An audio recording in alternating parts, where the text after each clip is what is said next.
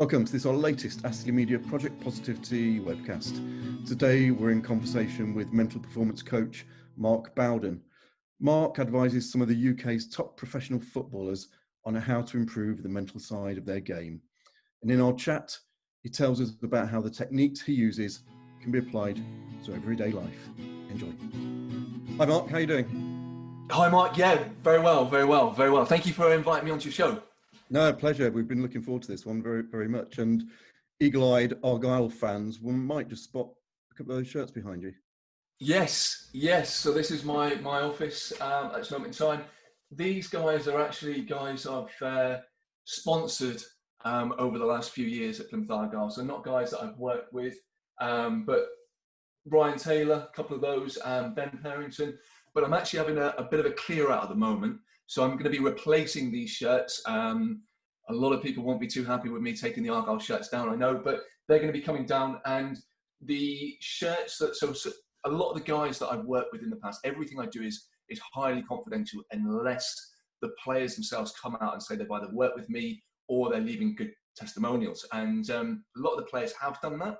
And I'm starting to get their shirts, this match-worn shirts, match-signed shirts, framed and added then with the testimonials. So this is one from your neck of the woods, Mr. Aaron Martin. Had a brilliant season, so I've worked with Aaron for the last 12 months.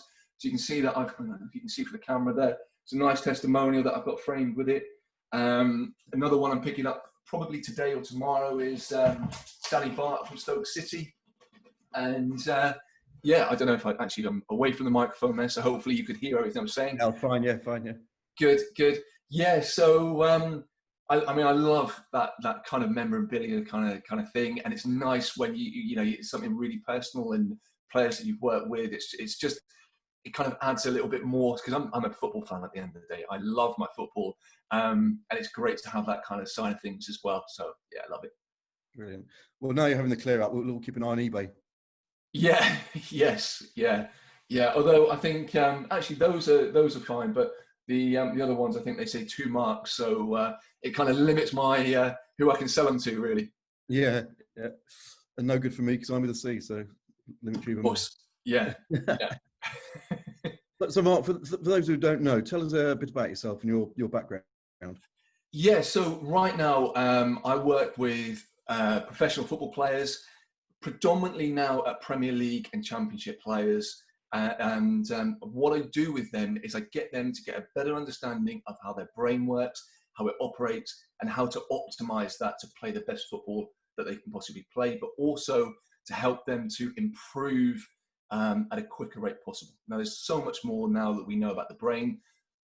Football, for some reason, seems to be a million miles away or a million miles behind everybody else when it comes to brain performance. I mean, you've got you go into any of the top clubs and they've got unbelievable sports science departments. They're looking after your bloods, your oxygen levels, your dental records. They're doing absolutely everything, but they leave your brain out. Now, your brain controls everything. You see it right now. You sit down and you watch the interviews at the end of the game or the pundits at the end of the game.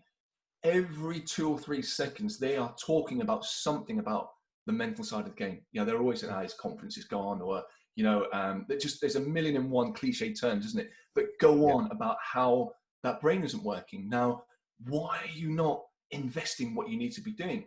Now, fortunately, from the work that I'm doing now, players, managers, and even owners, so Premier League owners, I'm getting a lot of interest around them now, of they're starting to see the value of what this side of the game will bring to their players, the club in general. If you think if you spend £50 million on the new striker, you don't want in 1 year time he's now worth 25 million. You want that 50 million striker worth 65 million. And the ability, if you buy a striker that's worth 50 million, his ability is not changing overnight. It's not changing over a season, but his performances might. And that is all down to how his brain operates. So that's, in a nutshell, what I do now. And you've written a best-selling book on the back of that knowledge that you've gained. I have, yeah. And it's interesting, isn't it? Because when I wrote that book, it wasn't there to be as popular and as really successful as it has become. It was really, I mean, this is, me being completely honest now. I wrote that book as a credibility thing. Do you know what I mean? I almost thought, right, it will be like a business card on steroids, really. If I it's like, here's my book, have a read, and not really expecting that many people to read it. But tons and tons of players have read it, amateur players, pro players, and I'm always getting people getting in contact that want to work with me because they've read the book, or saying good things about the book. And it's something that I'm really proud that I've written. Everything that I do now is kind of taken that and moved forward. So I've moved on from it and progressed. But still, if I go back and I look at it, the fundamentals there are still bang on. Do you know what I mean? I'm still really happy with what it says. It's just there's a little bit more advancements that have come on top of that. Like anything, there's always improvements to be made to everything. And I think that's what I've done since writing that book, which came out 2017. But yeah, still seems to be going down really, really well in the football world, which is nice. Well, I think the great thing about it, it's aimed at professional footballers, which is a very, very niche audience, obviously, but the principles in the book apply to everybody, whether it's you're in business or, in your personal life. Yes, 100%, 100%. And this is what I say to the players that I work with. Always say, I mean, I love my football, but I would never go into, some of the players that I work with, I'd never go in and tell them how to play football.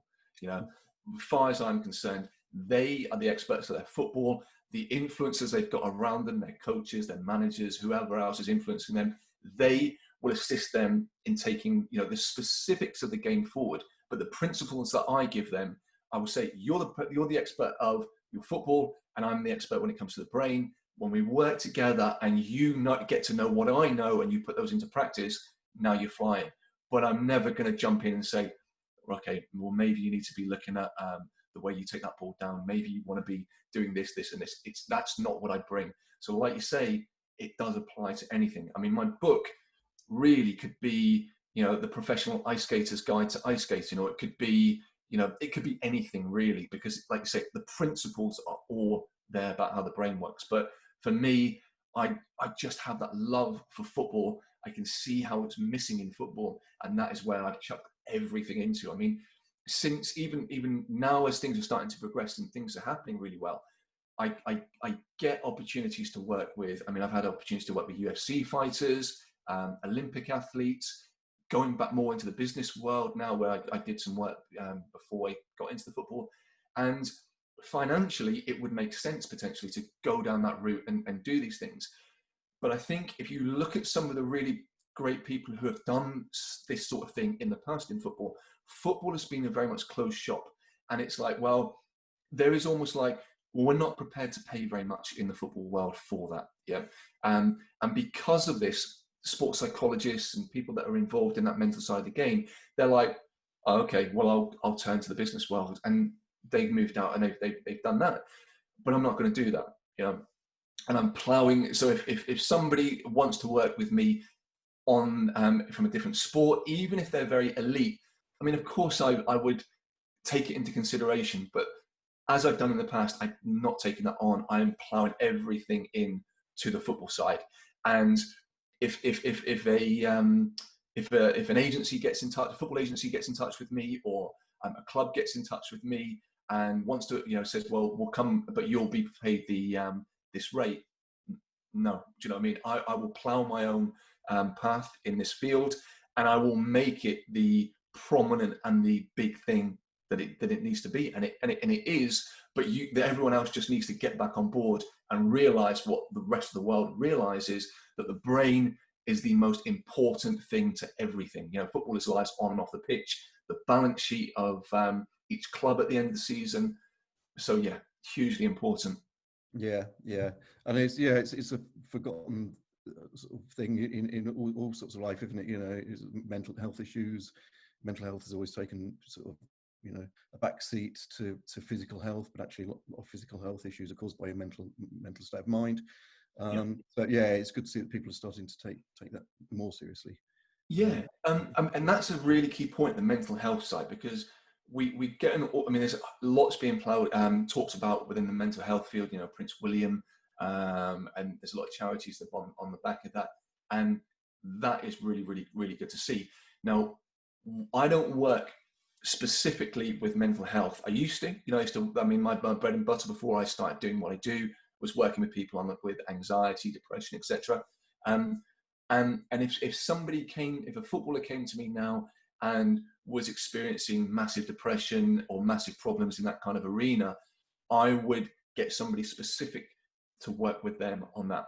So my arena is performance. So I will get in, and the players can be experiencing some sort of mental health problems around that, but as long as they're not in the clutches and the deepest, darkest depths, we can do lots of good stuff around there. But mental performance and mental health, they work hand in hand. They're the same thing, really. It's just sort of like, this is neutral. This is when you're experiencing anxiety and depression, and this is where you're excelling in your performance. But it's the same brain, the same parts of the brain that are causing issues with performance are the same parts of the brain that are going to cause issues with mental health and mental problems in that respect. So it is the same. We're on the same path. It's just that I deal specifically with that real performance side. Yeah, and talking about that, going back to that, has the pandemic changed the issues that players are dealing with and the advice you're giving to them? A little bit, yeah. They, to be honest, they haven't been impacted as much as a lot of people think they would have. I mean, it was a really, once they were in the lockdown period, it was actually a pretty good thing for a lot of these players, certainly the players that I was working with, because if you think, I mean, everyone thinks that a footballer lives this amazing life, which they do, the players at the height of whatever they do, but there's a lot of uncertainty in the game, a lot of terrible media speculation and things like that are happening, which isn't good. But there's a lot of uncertainty in the game as well, like that. But also they don't, if you think, I mean, if I said to you, right, okay, Mark, fancy going out for a coffee at the weekend or something like that, so let's meet up at the weekend, you probably, some weekends you'll be able to do that. Those weekends, they can't. Well, what about during the week? Training most days, yeah. Okay, what about Wednesday night?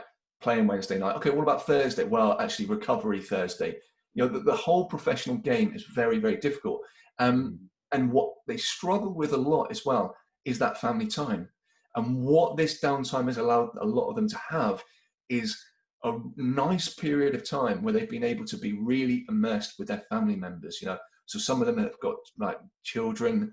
They've really taken advantage of that to really spend time with their children, their wives, their families, which they usually they would not get that. Even when you come to the summer, if they're an elite player, every other year they get to the summer, they're off playing in a World Cup or the Championship, the European Championships, and even if they're not, they get a few weeks off. And I'm not saying poor old footballers, but in a respect, it is. Do you know what I mean? It isn't the perfect life that a lot of people think, and so that was a really, really good thing that they've had.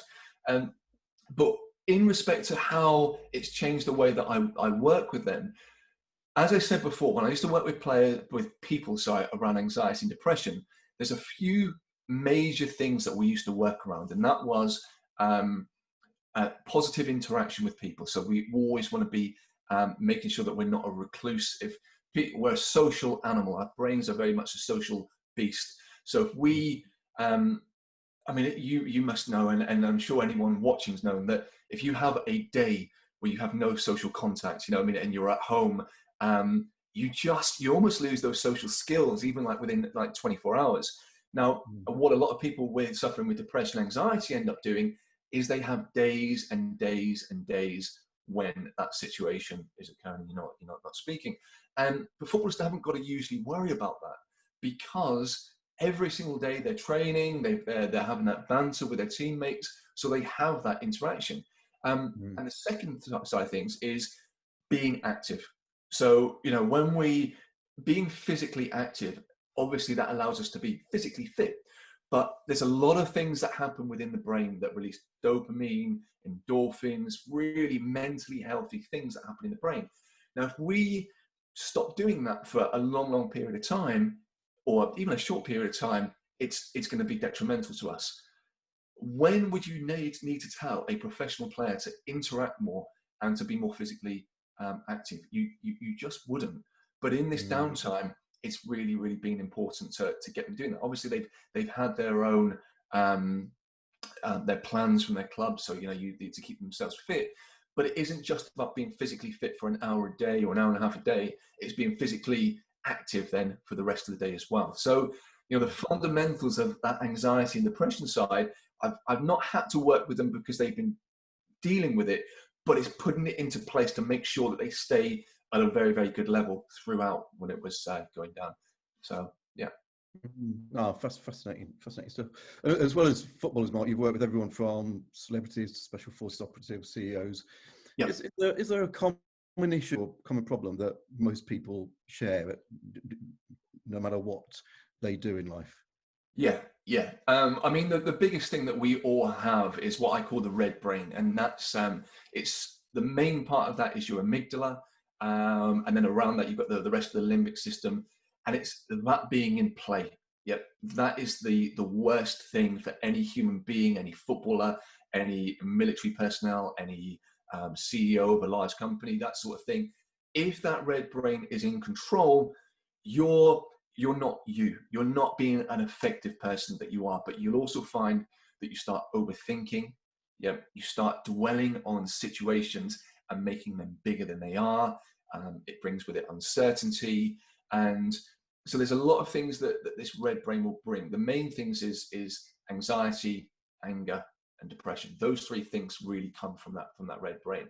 And it doesn't mean that you're completely, you're anxious and you won't leave your house, or you're angry and you just can't control your temperature, your temper side. But once that red brain starts to take any sort of control, those stress levels in a negative way start lifting. And those anxiety, that anger might even present itself as being a little bit like kind of, what's that word that I'm looking for? You haven't got as much, you haven't got the tolerance and the patience that you usually would have, and that kind of thing. And if wherever you are in life, if you aren't able to control that kind of thing, it's going to be detrimental to life in general. And the other thing is once this red brain is in control, it means your green brain isn't in control. And that green brain is what makes you feel confident. It's what makes you feel happy. It's what makes you have creative thoughts and your ability to overcome a situation, come up with solutions in a situation.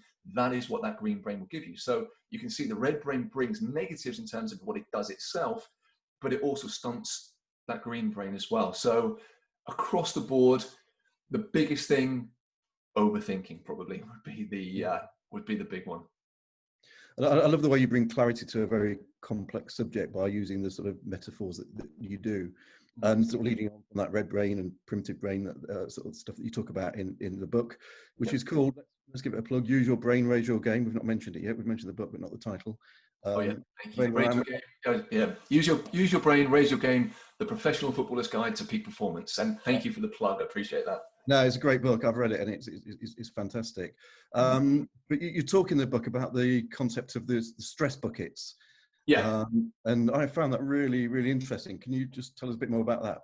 Yeah. So this is, it's not my concept, the stress bucket. So the stress bucket was created by a psychologist. I think it was in 1952 or something. So it's a very old concept, but it works very well even in today's life.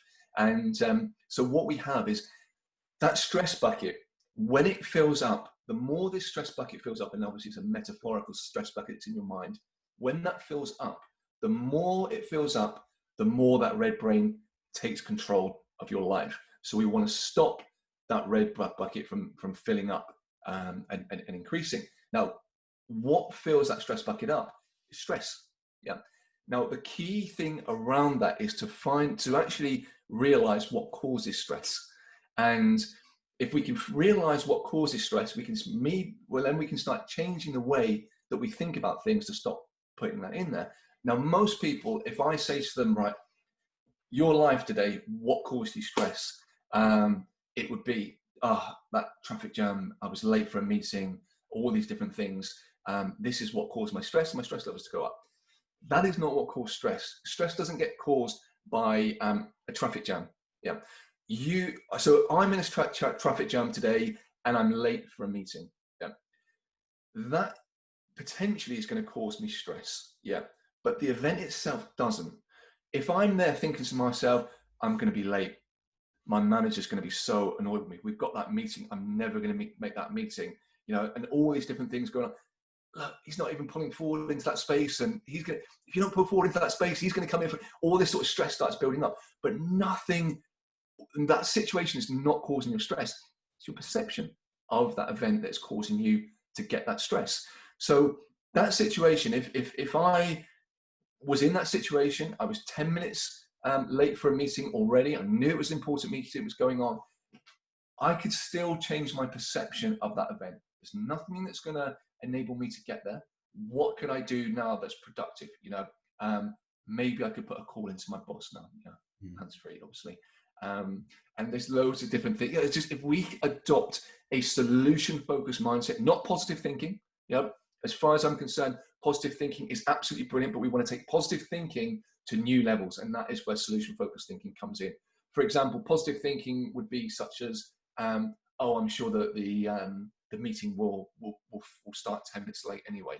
Well, who knows? It might not. But we want to just be solution-focused in our thinking all the time. And what we are doing then is stopping the stuff going into our stress bucket. And when I say solution-focused thinking, not only is it great when you find those solutions to come up with, but if you wired your brain into an EEG machine now, which is an electroencephalograph machine, you've seen those things where they put the wires on your brain, haven't you? Yeah. So let's imagine they wire that in, and you're stuck in a traffic jam now. I don't know why I'm talking about traffic jam, but I keep coming back to that. But let's imagine you're in that traffic jam now. If that event happens and you remain neutral, nothing really is happening, just the normal things are happening within your brain. If that traffic jam happens and you start thinking, oh my God, this is bad, this is terrible, you will see the blood and the electrical impulses going towards the limbic system, away from the left prefrontal cortex, which is your amazing green advanced brain. And it will be going there, and that will be piling this stuff into your stress bucket. But now, if we decide to think in a solution-focused way, and we think, okay, how can I now use this to my advantage? Now, of course, it'd be great to come up with that solution and the answer. But this is the amazing thing about solution-focused thinking. If you just say to yourself, and you start and actually think to yourself, how can I use this now to my advantage? Or, just something that looks towards a good solution, just that thought process, even if you cannot even come up with an answer, if you were in that brain, what you would see now is blood and electrical impulses going to this green brain.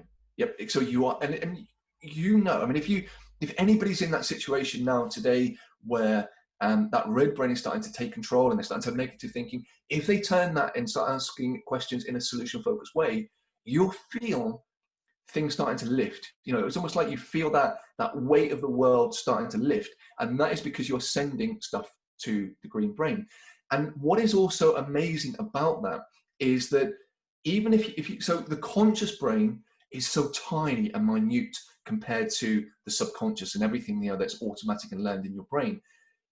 So if you haven't come up with a solution, like I said, it doesn't matter anyway, but you're sowing the seeds into your brain. You're trying to find the solution with that conscious part of your brain, but you've sowed the seeds. So it might be now you take your mind away from it, but you're in a relaxed way and your brain is operating in a good way. That subconscious is still, there's all sorts of like processes that are going on in the background. I mean, everyone's had that situation where they're looking for a set of keys. Yeah. And then they've stopped looking. And then 5 minutes later, that's where they are. Yeah. And it's the same with if you're working on a project or you're looking at and taking something forward, you're consciously, right, can't think, let's have a break. Let's just relax. And then something comes out of the blue. That's not magic. That's just how your brain operates. And that brain of ours is just unbelievable. It's so incredibly strong. And most people just do not realize how not only powerful it is, well, I think everyone realizes how powerful it is, but people don't realize how much control they can have over it. So that's a really key aspect, I think. Yeah, and like anything, you know, that you want to change or improve, that takes effort, doesn't it? It doesn't just happen. You've got to work on it. Yeah, and yeah, 100%. That is very, very key in the process, and this is what puts people off as well. Because to learn anything, the hardest time to learn it is at the very beginning, because it takes more energy, it takes more thought process. And this is because inside your head right now you have billions and billions and billions of neurons, and whenever you do anything, those neurons connect. Yeah. So let's imagine you're a footballer, you kick the ball for the first time. There's billions of neurons now that are just firing, and it's your quadricep muscle, your core muscles, your thought processes, your balance. It's just billions of neurons that are there for doing all of this. Now, the first time you do it, not only is it awkward, but it takes so much concentration to do it, so much concentration. And it's just the hardest thing in the world. And not only does it take so much energy, so much concentration, so much focus, the outcome is pretty poor as well, isn't it? Do you know what I mean? Because it's the first time you've done it. But the more that you do anything, this is how your brain learns, is it just keeps firing those same neural pathways, and the neurons, and creating those neural pathways. And the more you do it, the stronger and the more powerful those neural pathways become, until something becomes a habit and it becomes automatic. Like, you know, the pro footballers in the Premier League, there was a time where those kicking a ball was a fresh neural pathway. It's very difficult. Now it takes virtually no energy to do, it takes no thought process. It is just automatic, easy, but so effective. So whenever you're doing something new, just understand at the beginning it's difficult. At the beginning it takes energy. But if you persevere and you keep putting that effort in, it is so worth it, because you know you are creating something very good, very special, and something that will really impact on your life, and it becomes natural, automatic, and just a part of who you are.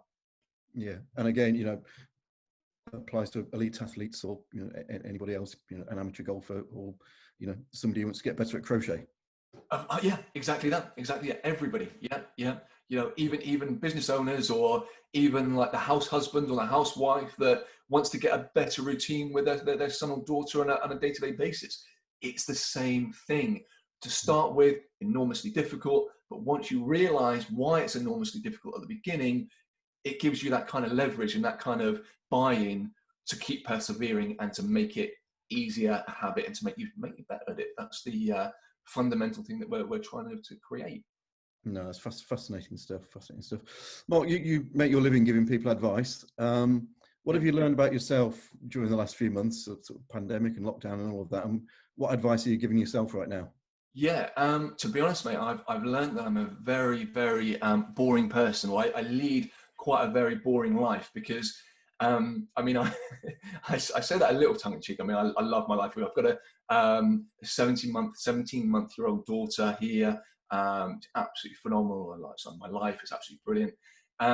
But when I say that, it's because I used to work, I used to have an office at Plymouth Science Park, and I'm back there again because I'm doing a lot of video recording, etc., which is great. But I had a place there, and I realized that everybody I was working with was via Zoom. Yep. Before everyone else was using Zoom, I was working with my clients on Zoom. And then I even got a place on Harley Street to work with my footballers. And again, I was going up there and still working on Zoom. So it was absolutely pointless. So I got rid of my office for the time being, and I came back home, and I started working from my home office. Problem being is, well, not the problem, is absolutely brilliant working from here. But now when everyone's saying, oh, you know, this COVID, it's changed my life, it's made everything so different, I can't go out and see friends, you know, I can't just pop over here and do this and everything. I'm like, yeah, it hasn't really changed anything I do. And it made me realize that maybe I'm just plowing too much in to the work that I'm doing right now. Do you know what I mean? Because I still work with my players on a day-to-day basis on Zoom. I still have the brilliant benefit that I'm so grateful for, that at any time, because this is my home office that I'm in right now rather than one at the Science Park, but at any one time I can go in and spend 20 minutes, half an hour with my daughter, my wife next door. So that's brilliant. But what it's made me realize is when everyone's saying to them, this has really constricted my social life and meeting up with friends and family and relatives, I've realized that because it hasn't much, I need to just kind of open myself up and go and do that. And I have been doing that to a much bigger level. So that's what I've realized. Yeah, that's a common theme actually in a lot of these conversations we've had, and also people recognizing how much time they've been wasting just doing things the way they do them because they've always done them that way. Yeah. And I think that's the thing, isn't it? I mean, when it comes to things like businesses, you see businesses that don't adapt to what's going on. They try and do the same thing they've always done to get to keep continuing the results. But the problem is the terrain is changing, like life is changing, and it doesn't matter. I mean, I say that about businesses. I mean, you've seen Woolworths, Toys R Us. I mean, I could probably need more hands really, but to say with the businesses that have closed down, and a lot of these are because they haven't adapted to the world around them and evolving stuff. But it isn't just businesses. I think it's life as human beings in general. We need to be just conscious about improvement, and I don't mean necessarily, when I say improvement, I don't necessarily mean we need to keep striving to be the best or driving to the top. What I mean improvement wise is our experience of life.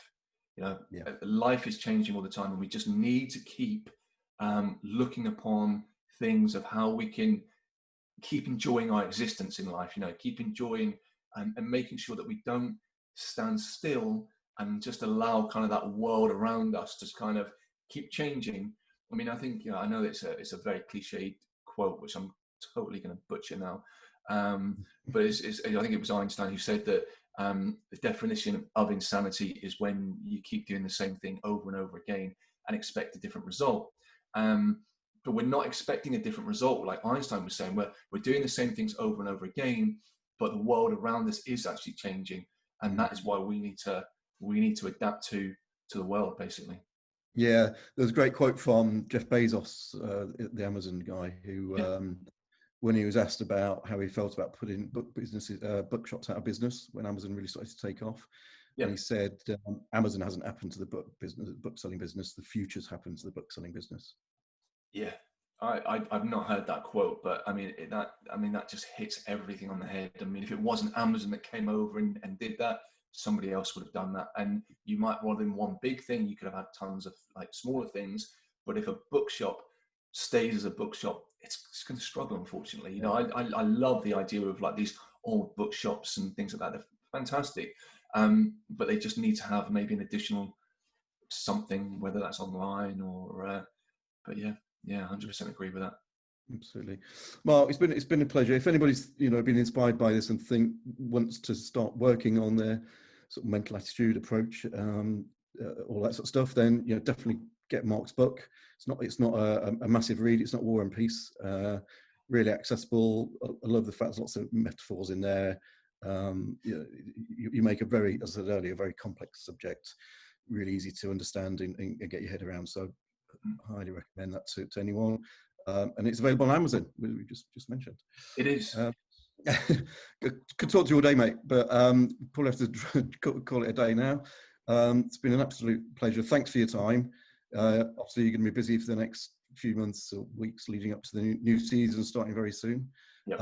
And be good to catch up again in a few months' time and just see how you're getting on. I'd love that. And thank you very much for having me on your show. Really enjoyed it. Really enjoyed talking to you. And like you say, hopefully some people might have got some benefits out of what we've talked about. But yeah, thank you very much. And like yourself, have a great day. You too. Cheers, mate. Thanks, Mark.